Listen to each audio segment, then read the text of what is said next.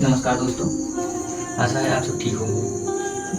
तो मेरा जैसे कि मैं अभी वीडियो बना रहा हूँ, तो मेरे वीडियो बनाने का यही पर्पज़ है कि मेरे वीडियो बनाने से अगर किसी एक भी इंसान को मेरे वीडियो बनाने से कुछ जानकारी मिलती है तो मैं समझूँगा मेरा वीडियो बनाना सफल हुआ। तो आइए आपको हम बताते हैं।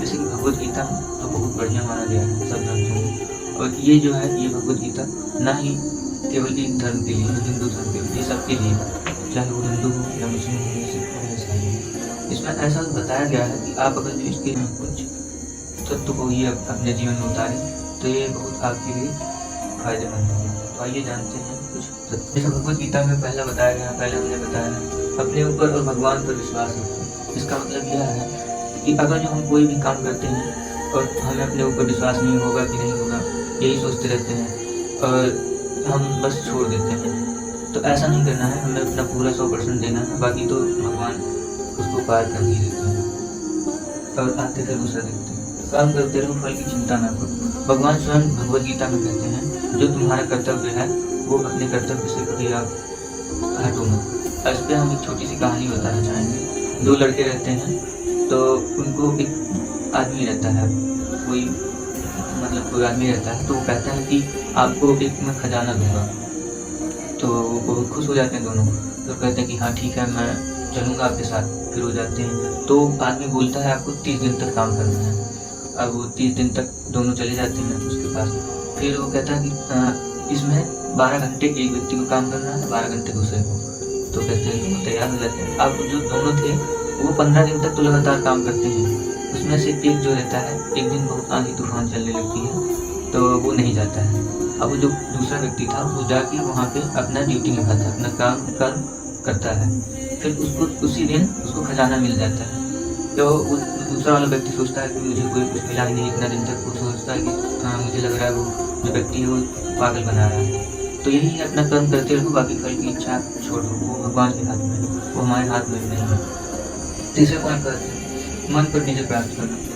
मन पर विजय प्राप्त करना, जैसे कि हम बताते हैं कुछ भी हमारा जो है मन कभी हमारा ये नहीं चाहता कि हम पढ़ें या फिर हम कुछ अच्छी चीज़ें करें। वो हमें हमेशा विचलित करता रहता है। तो हमें मन की ना सुनकर अपने दिमाग और दिल से जो आती है बात उसको सुनकर हमें अपने कर्म को करते रहना चाहिए। और अगर मन पे हम विजय पा लिए तो सब चीज़ों पे पाइए, क्योंकि मन के जीते जीत है और मन के हारे हार है। तो आइए और जानते हैं अपने सच्चे मित्र की खोज। भगवान श्री कृष्ण कहते हैं कि अगर जो आप अपने सच्चे मित्र की खोज नहीं किए तो आपके मित्र ही आपको कभी कभी धोखा दे सकते हैं। जैसे कि अभी जैसे मित्र होते हैं वो बोलेंगे हमारे साथ भी हैं, तो वो कहते हैं कि अभी मैं पढ़ नहीं रहा हूँ और तुम भी मत पढ़ो, चलो चलते कहीं घूमने। फिर जब रिजल्ट आता है तो यही पता चलता है कि उसका नंबर ज़्यादा आ गया हमसे हमारा कम। तो यही है, कभी अपने मित्र पर विश्वास न रखो। मित्र ऐसा बनाओ कि उस सुख दुख में हमेशा आपके साथ रहे और कोई प्रॉब्लम होता है तो आपके साथ रहे और हमेशा के लिए ही आपके साथ खड़ा रहे हर परिस्थिति में। भगवान अब आता है एक बात कि भगवान ने अर्जुन को ही क्यों चुना, तो मैं बताना चाहता हूँ। यहाँ पर लिखा है कि डिस्ट्रैक्ट अर्जुन का जो था डिस्ट्रैक्ट होना वो बहुत कम था। अर्जुन जल्दी डिस्ट्रैक्ट नहीं होते थे। वो उनका जो लक्ष्य था वो अपने एकदम लक्ष्य पे ध्यान देते थे। जैसे कि कहानी था चिड़िया की आँख पर उन्होंने एकदम निशाना साधा, और जो थे धनुर्धर वो अपने चिड़िया को देख रहे थे। तो यही इसीलिए उन्होंने अर्जुन को चुना है, ताकि उनका जो ध्यान था वो एकदम लक्ष्य उनका क्लियर था, जो था उनको करना था वो एकदम क्लियर था। तो इसीलिए भगवान ने अर्जुन को ही चुना। तो इससे ये सीख मिलता है कि हमें अपने लाइफ में डिस्ट्रैक्ट नहीं होना है। आए हैं बैठे हैं तो मोबाइल चला रहे हैं तो 16-16 घंटे रील देख रहे हैं, तो इससे डिस्ट्रैक्ट नहीं होना है। हमें अपना एम या लक्ष्य पता होना चाहिए, हमें क्या करना है किस टाइम पे। तो आज जानते हैं आप सिक्स्थ वाला सबसे महत्वपूर्ण लगता है मुझे। अपने आप को समझो। अपने आप को समझो मतलब कि अपना जो सेल्फ होता है, सेल्फ वैल्यू ही कह सकते हैं। तो सेल्फ वैल्यू अपने आप को समझो। जैसे कि लोग कहते हैं कि लोगों को काम कहना है, ठीक है, मगर आपको उस पर ध्यान नहीं देना है।